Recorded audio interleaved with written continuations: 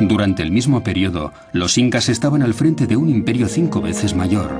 Se extendía unos 4.000 kilómetros, desde Ecuador al Chile actual, y cubría una superficie de 950.000 kilómetros cuadrados. El pueblo inca había concebido un sistema organizativo que le permitía gobernar su vasto territorio, constituido por la unión de diferentes tribus.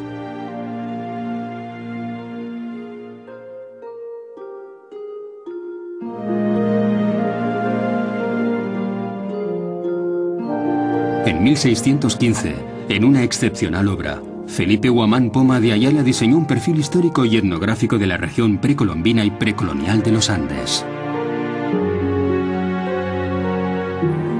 Su trabajo, la obra de toda una vida, fue objeto de una grave acusación por parte de las autoridades españolas por su excesivo miramiento con las poblaciones indígenas. Esas crónicas forman parte de un testimonio único sobre la originalidad y la organización de los incas, una palabra que define tanto al pueblo como a su rey.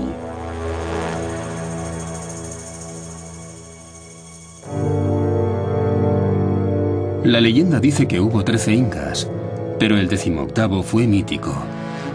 Es posible que hubiera otros jefes. El pueblo inca no se distinguía entonces de otras tribus de Perú. Su historia empezó con el 9º Inca. El poder de los incas creció y sobrepasó el de su pequeño estado. Hombre de grandes habilidades militares, Pachacuti inició la vertiginosa expansión del imperio inca. En el norte conquistó el reino de Chino, en el sur llegó hasta el valle de Nazca y abriendo una nueva era de conquistas, unió en un solo estado a unas 500 tribus de los Andes. Hubo un intento real desde la autoridad central para armonizar dentro del imperio un amplio abanico de entidades muy diferentes. Esas diferencias eran muy evidentes cuando el imperio se extendió desde Colombia a Argentina y Chile en el sur y tuvo que manejar un número de regiones que geográfica y ecológicamente eran extremadamente variadas. Pachacuti demostró ser un notable administrador. Las familias vivían en comunidad. No tenían tierras propias, pero trabajaban las tierras pertenecientes comunes. Cada región debía producir para el imperio, dependiendo de sus características. El Inca dio a su imperio una sólida y eficiente estructura administrativa, gobernada por una casta de funcionarios. Para asegurar los intercambios económicos entre los diferentes estados, la autoridad central necesitaba una red de carreteras que los comunicara. Pero estaban en los Andes, la cordillera más alta del mundo después de los Himalayas. Para cruzar los ríos, los incas aprendieron a construir puentes colgantes e inventaron técnicas cada vez más sofisticadas, algunas utilizadas todavía. La construcción de este puente da una buena idea de la mano de obra requerida. Es una imagen impresionante, sobre todo si se considera la organización necesaria en los Andes, donde cada proyecto requiere la participación de todos. El trabajo colectivo fue uno de los principios fundamentales del imperio inca.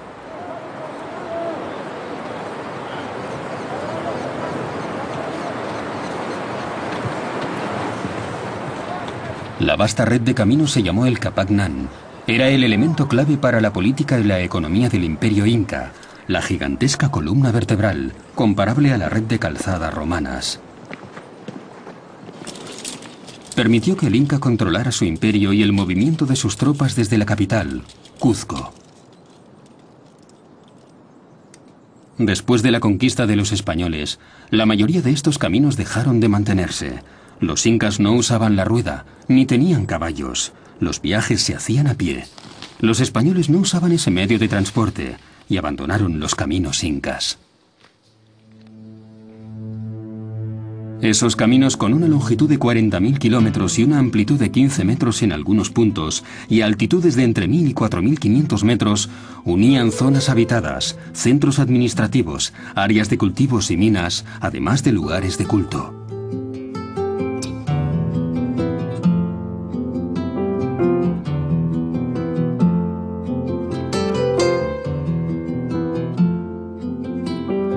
La red de caminos inca favoreció la unificación del inmenso imperio, decididamente uno de los mejores organizados.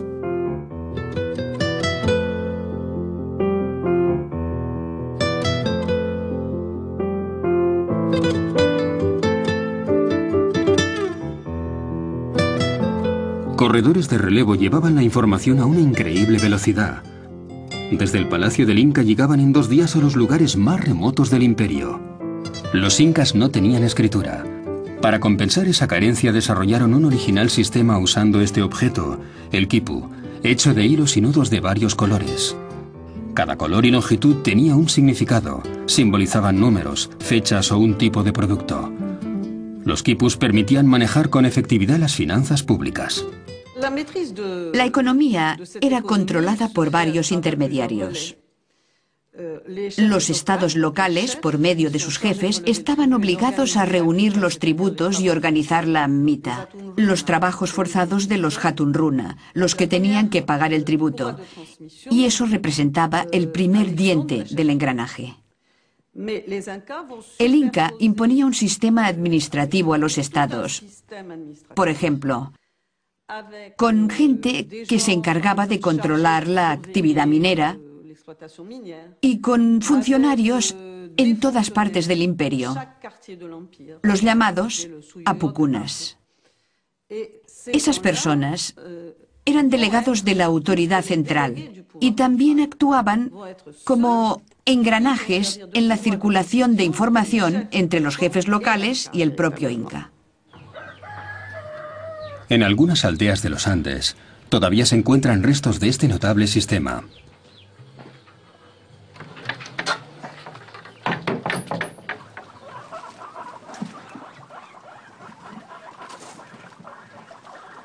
En la aldea de Mara, entre Cuzco y Machu Picchu, un anciano de 77 años tiene la clave del enigma. Paulino Sinchi Roca es descendiente de una noble familia con ciertos privilegios que le permiten explotar una mina de sal. Un documento del siglo XVII confirma ese privilegio, que data de la época de la administración colonial. Sinchi Roca. El nombre de mi familia es Chinqui Roca. Y también el del segundo Inca, hijo de Manco Cápac. Significa amo de las piedras. El Inca enseñó a los hombres a buscar sal y a utilizarla. Después construyó caminos por todas partes para el uso de todos los habitantes del imperio.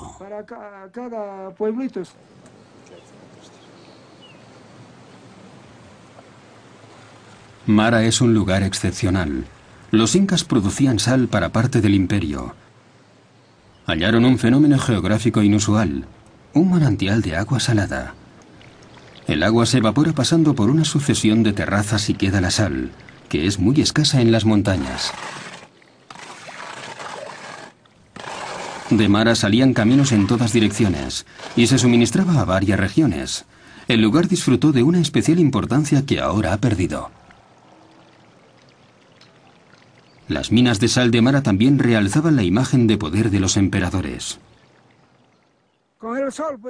Todo es gracias al sol. Los incas adoraban al sol.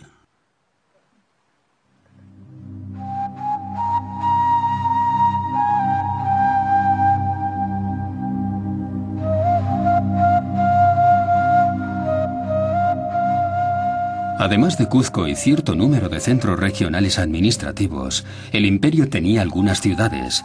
La mayor parte de la gente vivía en pequeñas aldeas y trabajaban en los campos. La agricultura era el pilar de la economía inca.